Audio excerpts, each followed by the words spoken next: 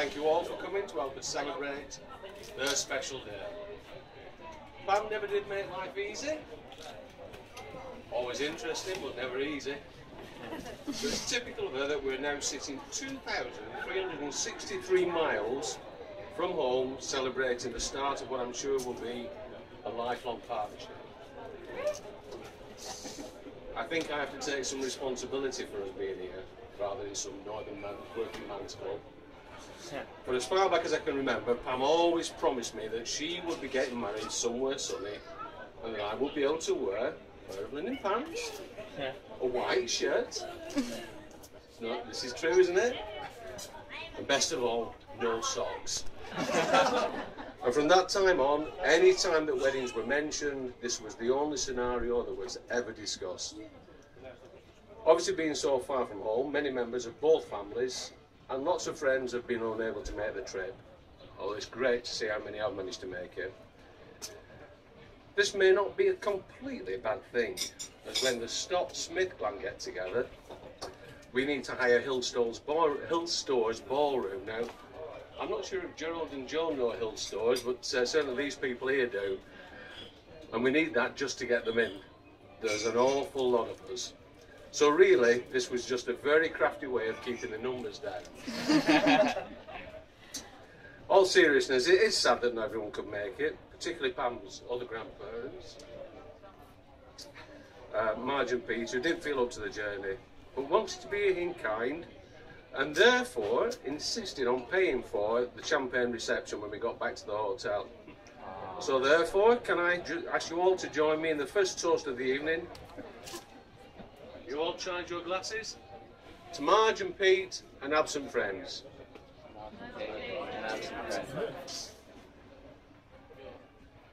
When I say first toast of the evening, by the time I finish, we'll probably be drunk, you know. Let me tell you about how Pam introduced us to Colin. Or, as he's still known to most of our family, Roger. But more of that in a minute or two. Dad, I've got a new fella. No, I didn't say. Whoa, never argue with a man with a microphone. Dad, I've got a new fella. And I think you're going to like this one. Which tells you a little bit about the practice models that we had before Colin. Why do you think I'm going to like this one, Pat? He's from Burnley. Well, proper Lancashire lad. He's got his own house. A man of property. He's normal. Which again tells you something about the practice models. Oh, and he's a racing driver. Bonus. Lewis Hamilton, millionaire. He's going to keep us in a life of luxury. Sorry, Les. You're right, Pam.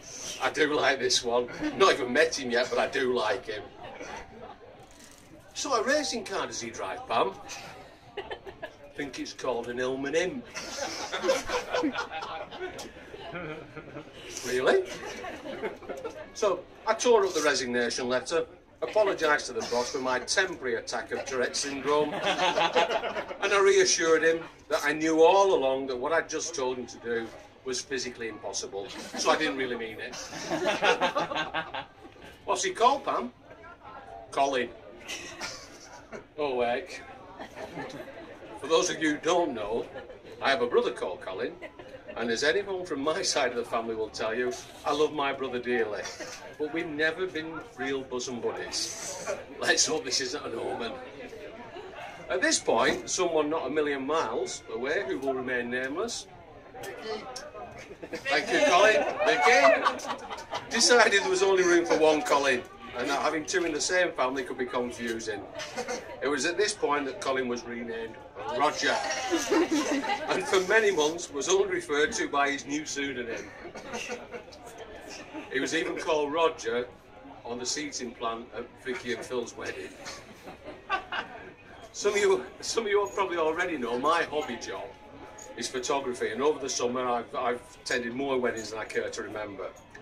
One of the advantages of going to so many weddings is that you get to hear the father of the bride speech. And you get an idea of what should and should not be included. Many of the dads I've heard speaking this summer didn't know when to shut up. I can assure you that's not going to be a problem tonight. Many of them spent 20 minutes or more embarrassing the bride and groom by dragging up their past relationships. You wouldn't expect me to do that, would you? Yes. Okay, in fact, when we first met Colin, we met a very tall, good-looking, well-presented, well-spoken young man with a very strange head of hair. His hair, like it today, was gelled to a point in the middle. I'm only jealous, by the way. Forming what looked like an antenna, used for communicating with some form of extraterrestrial world in a far-off galaxy. But immediately we understood what the attraction was for Pam. Oh yes. Now Pam's first love was a bit of a strange character. Nice guy, didn't say much, didn't do a great deal, didn't eat much. But best of all, he didn't drink my beer. But guess what? He had the same haircuts as Colin.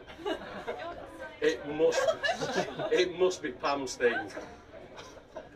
While I was preparing this little speech, I spent many nights looking through old photographs, reminiscing about the past and how our little girl had grown up.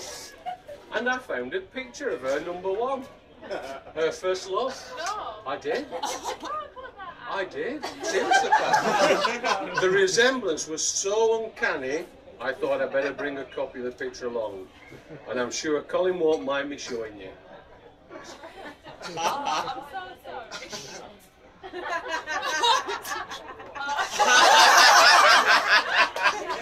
Ladies and gentlemen, can I introduce you to Pam's first love and Colin's hairy-headed double, Fred.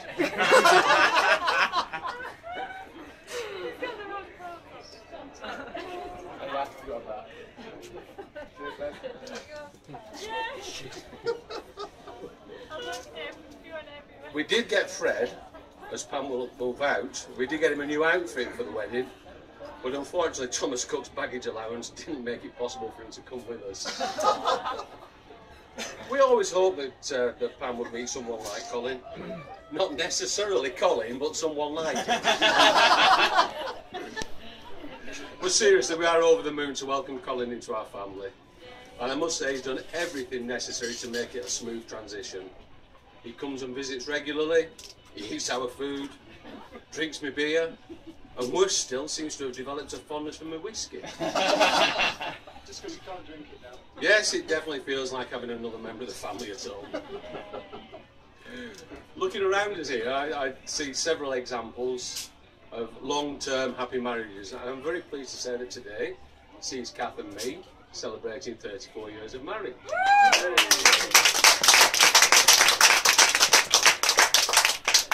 Obviously, I can only speak for myself, but I have to say they've been 34 great years. So in view of our wedding anniversary, Pam and Colin starting wedding bliss, our next toast should be to marriage. So ladies and gentlemen, please raise your glasses to marriage. Marriage.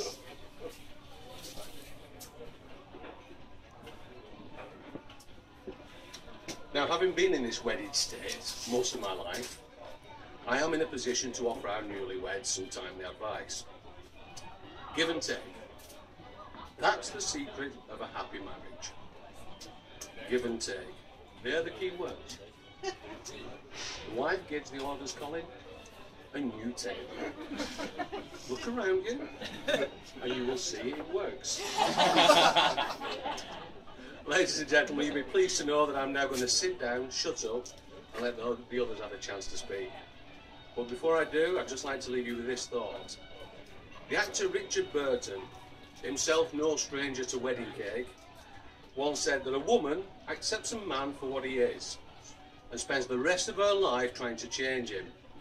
So we can all take one last look at Colin, as we know him now, because Pamela's remodelling work starts first thing in the morning. Finally, if you would all be upstanding.